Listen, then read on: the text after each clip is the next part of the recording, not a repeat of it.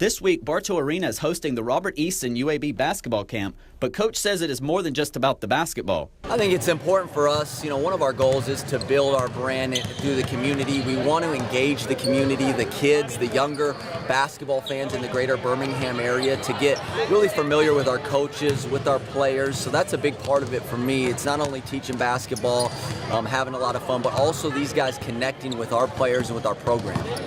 Easton, who took over from Jared Haas, who departed for Stanford, had a tough learning curve in his first season.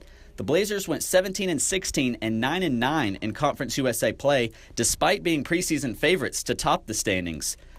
We have all the pieces. I think we need to have a chance to win a championship, which has been our goal and will continue to be. UAB returns 4 juniors: Chris Coakley, Lewis Sullivan, Nick Norton, who missed all but one game through injury, and William "Ha-Ha" Lee, who declared for the NBA draft this season. Ha-Ha is naturally an extremely unselfish player, and he always has been that, and it's one of the reasons he's always been successful, and it's one of the things the NBA teams like. And I think scoring points, he's proven he can do that. However, the Plantersville, Alabama native, who led the team with 13.2 points per game, said it was an easy decision to come back to Blockingham. I knew going into the draft that I was coming back to school, get my education. I was just going there to test the waters, see what it was like on the next level, see what I got to put into my game to be ready for the NBA draft next year.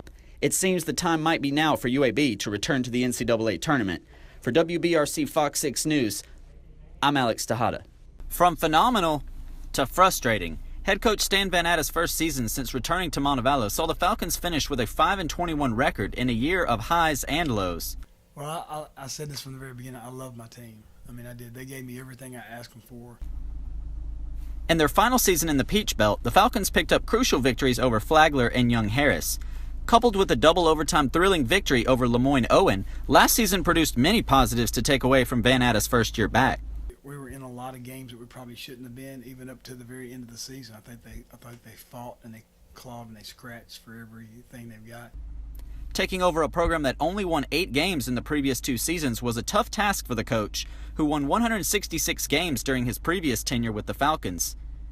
However, with junior college transfers Aaliyah Rice and Cassidy Bonebreak being named top newcomers by the Gulf South Conference, Van Atta has lots of reasons to be optimistic. Both those girls are quality basketball players. They've got a lot of college games under their belt. True freshmen DeAsia March and Nautica Philpott arrive after averaging double-digit points in high school. With a new assistant coach, Matt Durkin, and a new conference, things will be very different this season. I think we can really compete at a high level in this conference. I think we have an opportunity to be, continue to grow as a squad. We're very young, and we're all going to experience this together. And so we're all going to learn, and we're all going to develop.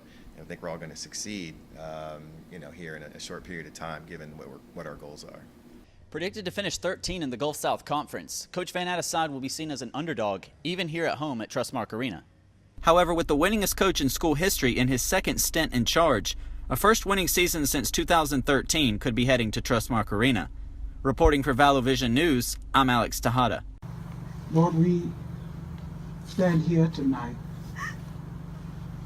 Our hearts are heavy, grieving the life of this young man seemed to be gone too soon.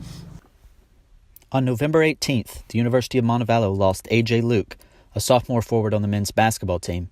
But to people on campus, he meant more than just a big man in the paint. I love them. They really became my best friend. Not my best friend, honestly, he became my brother. AJ and fellow sophomore roommate Micah Fuller were big recruits out of nearby Birmingham and impressed in their freshman seasons.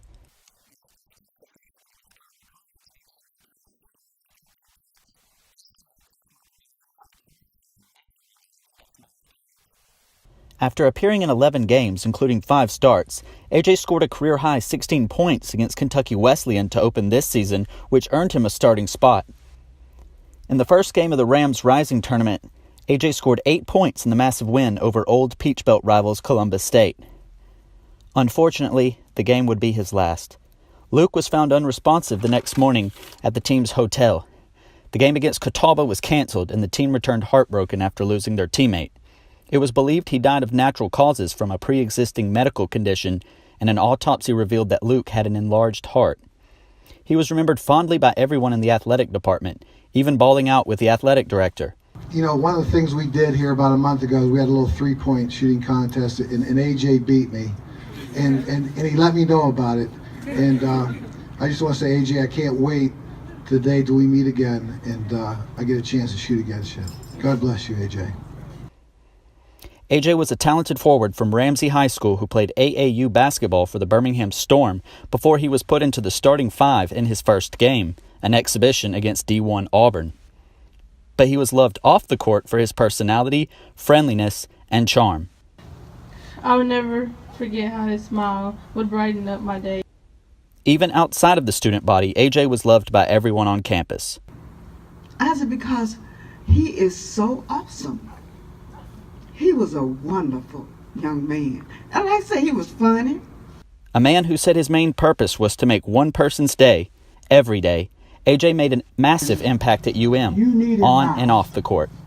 Despite the tragedy, the Montebello student body cherishes the time they enjoyed spending with AJ Luke. For ValoVision News, I'm Alex Tejada.